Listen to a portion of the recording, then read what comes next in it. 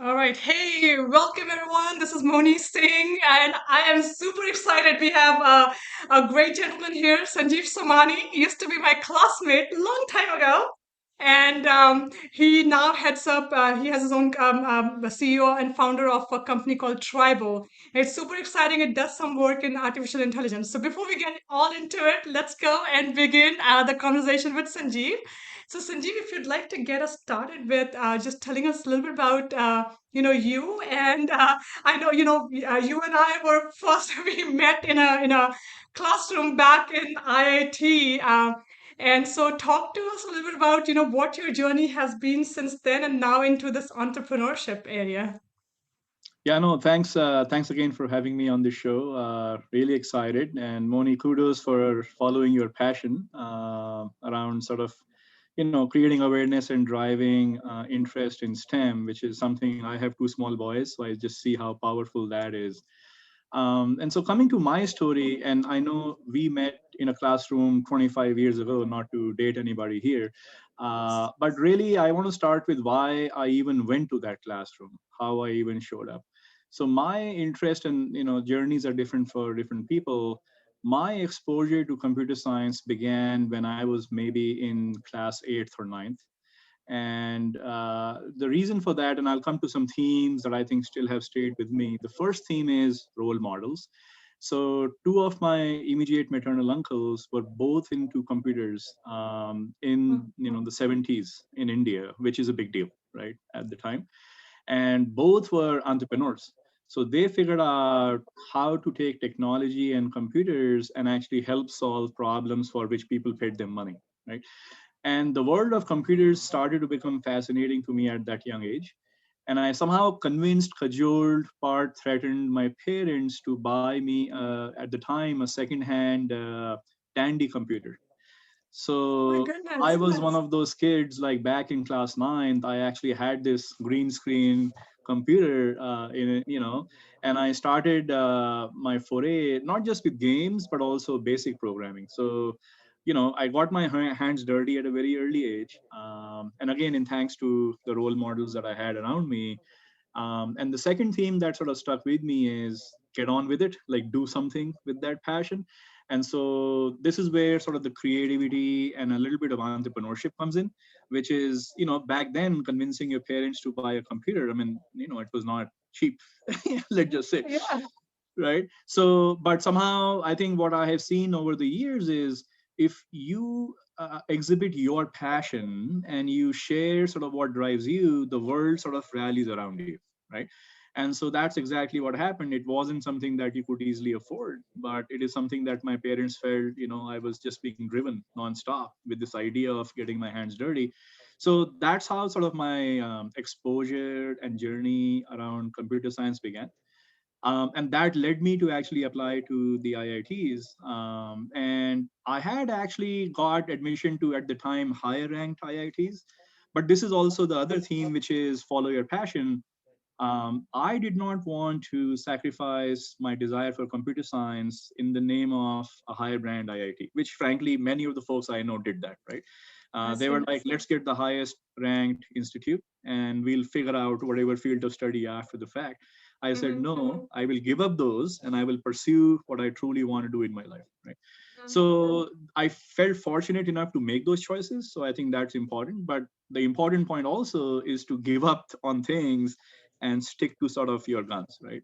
And so in my 4 years there, I mean, that was a great time, right? Of course, worked with some solid sort of smart classmates, worked with sort of, some very forward looking teachers at the time, including I remember taking this course on artificial intelligence, and of course the world has come a long way since that classroom. But what always fascinated me is these are sort of building blocks to something bigger, right? Like all the tools and techniques we pick up in STEM, in computer science, they are but that, right? They are stepping stones, but they're not really the end goals in and of itself, right? And to kind of make that point, I want to exhibit something that I have been working with my own 7-year-old son on. And if I can do a little bit of show and tell. That would So be can you awesome. guys, so you see this SUV?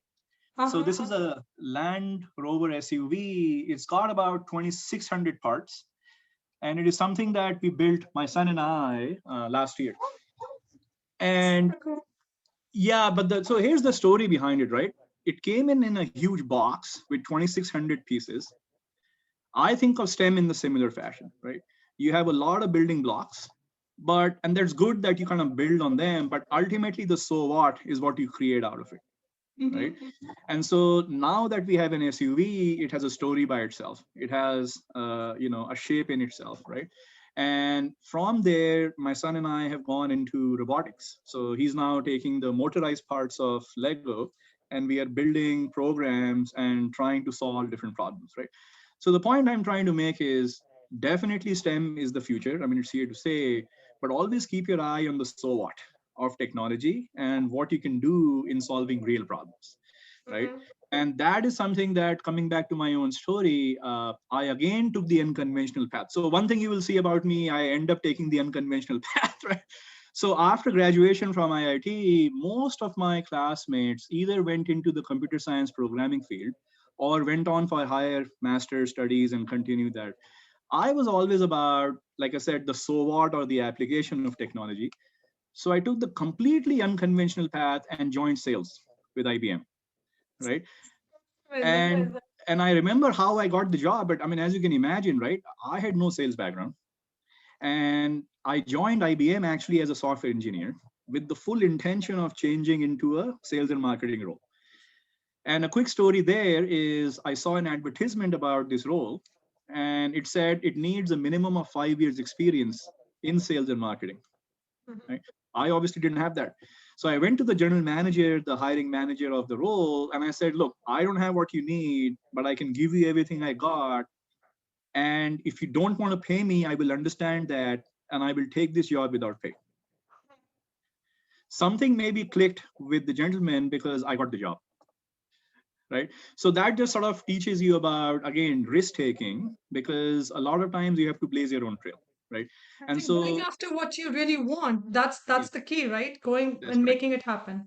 That's right. So you Very have nice. to make it happen, and in the process, you have to take risks, right? Mm-hmm. And you have to follow your dream and passion. This is important, and STEM allows you to do that. So I've never looked back, because that sort of the core ingredients of what I'm sharing here is something I've applied again and again in the various roles I played, including going down this path of starting my own company, which I've been running in the last 3 years.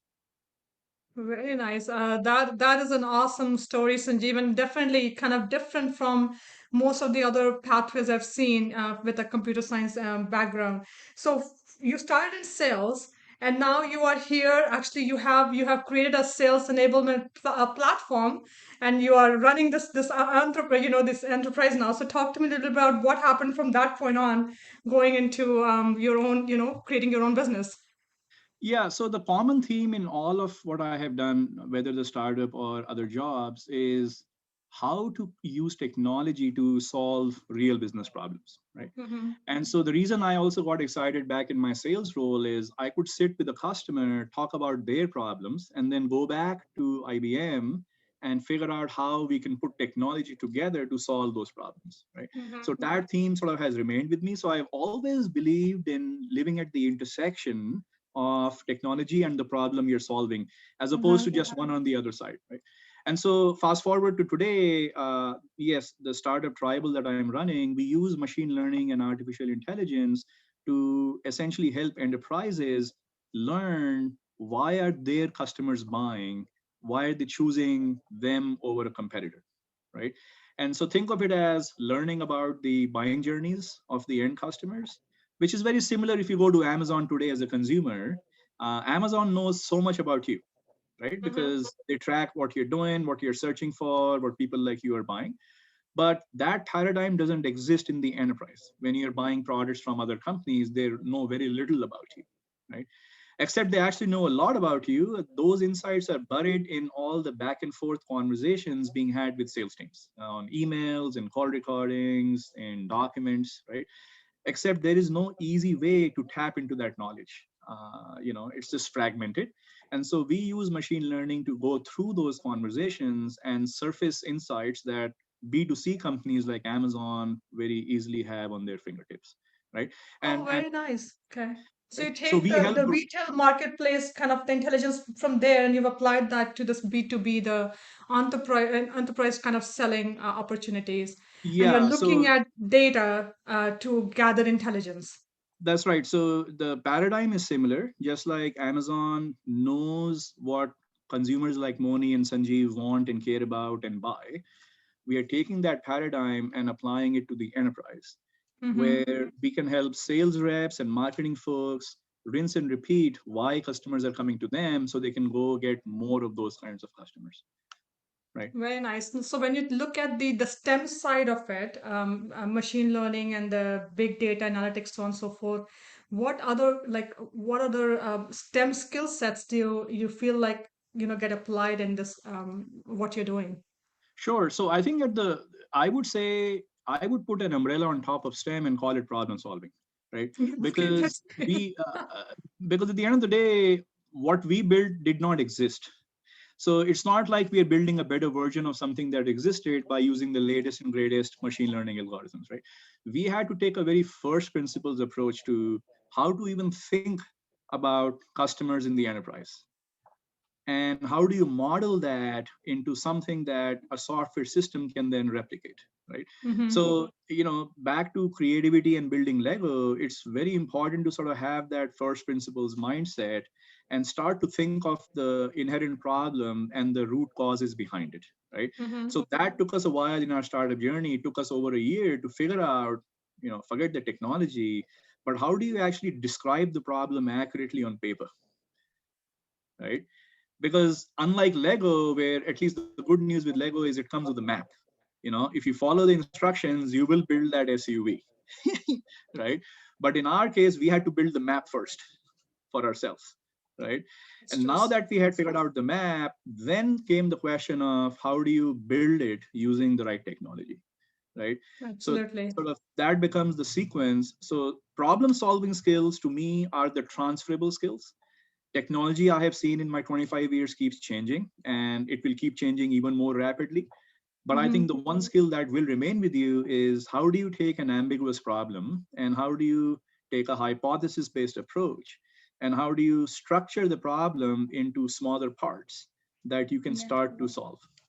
Absolutely. I think you also touched upon a very important aspect about the intersectionality, right? Because many times we learn a concept in one domain, but at the end of the day, innovations typically happen when you try to find those intersections. So you Absolutely. took your computer science knowledge and you applied that to sales, and that's where you're working. So That's right. and at the end of the day, the more kids are able to have that kind of a broader perspective and Yeah. being able to apply that and apply them to problem solving in different ways, that's where you see more of those sparks, the innovations start coming into Absolutely. play. I think you're exactly right. I think the real aha moment comes, in my view, when your knowledge of a certain problem and a domain clashes or intersects with technology, Mm-hmm. right? So in my case, because I spent time in sales and marketing, in product, I had that sense of what are real problems out there. And then I Mm-hmm. also applied my sense of what technology can or cannot do to sort of create the intersection. And I see this happen all the time. Like my own wife, she's into bioinformatics, and she's got computer science background. She's got a PhD in the field, but the way she's creating magic is she works with doctors doing cancer research, right? So she's able to get the understanding of the domain and the problems, and then apply her skills in AI and data to sort of solve problems around precision medicine, early intervention, drug efficacy. Point being that more and more of STEM, I think, is becoming multidisciplinary, and it goes beyond the acronym STEM. The domain knowledge part becomes also important at some point. Absolutely. Very nice. And I know there's like you can start wherever, right? And you kind of end. That's how the life pathways kind of move around. But if you were to give any advice to maybe your own younger self, right, 25 years from now, before now, or just to youngsters in general, right, who want to get into this field, what would you tell them? Yeah, so I think some of the themes I've been touching upon, I would start. I mean, the good news is, look, I mean, kids these days are very fortunate. The kind of access to resources they have, we did not have when we were growing Mm-hmm. up, right? So the first thing I would say is take full advantage of the resources out there. uh, don't overthink it, just start, right? Cool. It's important to get started. I think it's also important to find role models, Mm-hmm. so you can sort of learn from their journeys, and sort of leapfrog the learning curve in many areas. I would say also be hands on, experiment, right? Because you never know what makes it stick in your brain and what you truly find a fancy to. And these days, a lot of disciplines are anyway coming together, right? So keep an open mind, right? Some people say I only want to do math or computer science or something else. I think in my view it should be all of the above, because you just don't know how these disciplines come together for you and at what time, right? I mean, there are situations where I find what I thought I may have picked up in a classroom just randomly come to life for me, right? And That's true. at the time I may not have thought much of it, but now I'm seeing, oh, actually it is very relevant what we are Yeah. discussing here, right? Yeah. So for example, in my case, I work with engineers a lot, and like I said, I never professionally coded since I graduated college, but I have enough core concepts of data structures and whatnot, so I can have an intelligent conversation with an engineer and not look like a dumb person, right? So that becomes, I think you want to have enough ability to sort of pivot on the fly and have these conversations, right? I think the other thing I can recommend is, have always a beginner's mindset. Like even to this date, right? I always have what's Jeff Bezos saying, right? Maybe it is attributed to him, the day one mindset, right? Always be a learner and a lifelong learner, right? I think, especially with the field evolving so fast, you have to do that. You cannot say, hey, I already learned everything there is out there and I am going to sit pretty at this point, right? It's interesting because when I think back to the decades ago, it was easy to make a decision. Okay, typically your science major, you can become an engineer or a doctor, but now because you have so many fields, and the biggest thing is that you can research and learn so many things on your own. The Yeah, world just opens up to you, and I used to tell people that I'm like a buffet person. When I look at learning, it's like I need to try. I need to learn all these different things. So that's right. yeah, it goes back to day one. You are in whatever field. Day one, have that mindset open, keeping to learn and absorb new things. Very important. I think at some point in time people start losing that ability to be a student, right? And that's where Yeah, no, you I think start you ought getting to stuck. keep absorbing, keep learning, keep unlearning, because that's equally important as well. And I think the other thing I'd say is have sort of a higher order North Star. Like, what's the so what of all of this stuff, right? And, Hmm. that may come over time, but I think, back to the point of domain, right? What problem are you solving, or what is attracting you? The impact that you want to make in the world. I think that sort of becomes something that stays with you, and the tools that you apply to get there can keep changing, right? Yeah, So and sort I of think try and for find that higher order mission. Yeah, and I think for many youngsters out there, I know that sometimes they find themselves in a situation where they don't know what that higher order mission for them is. And I think that's where the other piece you mentioned is that you keep learning, keep an open mind, right? That's And right. don't overthink. Getting started is the key. So if you feel interested in this particular thing right now, let's go for it, because That's right. you never know. Sometimes when you have touched a couple of different domains, and that's where you get that spark. Okay, this is where I need to go. And That's right. for many people, for some people it happens early on. For some people, it's a life journey to figure out, Yeah, what is that that's that right. mission. I'm still And trying to figure that out. No, you're right. I think the keys to get started is to not overthink, and also find role models, and just life is a random walk. At some point, we Mhm. all like to believe, hindsight being 2020, that we had it all figured out, but the reality is that's not the case. Uh, so Yeah, it you're is a going that random walk. six. Yeah, yeah, it is a random walk. The best you can do is get started and go with the flow. Awesome, very nice. I'm going to ask you one last question, and I don't know if you have something here. If there's a youngster who's listening to this conversation and really interested in artificial intelligence, machine learning, and I see this is like a big thing, right, in today's marketplace. Is this something that you recommend? Maybe they could do to try things on by themselves, or maybe just get like their feet wet with that concept. So sure, I mean, like I said, try different things. I will say though that before even getting there, and depending on the kid and what they have already done, the basics of problem solving and the basics of programming are probably more important to pick up, because to me, machine learning is just another different way of programming a computer at the end of the day, right? But what I would hate to see happen is we offload our brain and our thinking to the computer and say, with the machine learning, the machine does the learning, and we sit back and see it learn, right? Because practically speaking, a lot of machine learning starts with heuristics and rules, right? There is no magic button that you can press and say, I'm going to get insights from day one. And so even in the products we are building, there is a heuristic behind it, right? So we have the human sort of rule based approach of, okay, if I were to solve this problem as a human manually, how would I go about it? What's the algorithm I would write for it? And that's Mm-hmm. where I go back to, it's so scary, because back to the classes we took around algorithms and data structures, I still use that skill set. I actually came up, even though I'm not coding, I came up with the algorithm for our first rule based approach to solving the problem we're solving, right? So it comes from the you have to have those rules first designed in your own brain, then That's it right. goes So into a you gotta computer. have, and to come up with the rules, it goes back even before, which is the point of knowing how to decompose and define or redefine the problem itself.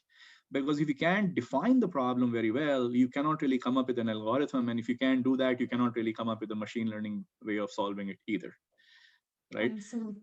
So Very to nice. me, Well, like to me, machine learning is really about adding scale to a problem that you should otherwise be able to solve through traditional techniques, whether it's manual or basic programming techniques. very nice. So follow your passion. Don't overthink. Start, focus on starting, have a role model, and thinking about the so what always, focusing on problem solving. I think those are the key things we learned from you, Sanjeev, today. Thank you so much for sharing those insights. And thank you so much for coming on this show today Of and course. enlightening all of us. And have a great success with your startup Tribyl. Thanks, Moni, for having me. And again, great to catch up after all these years. And thank you, everyone, for watching the show.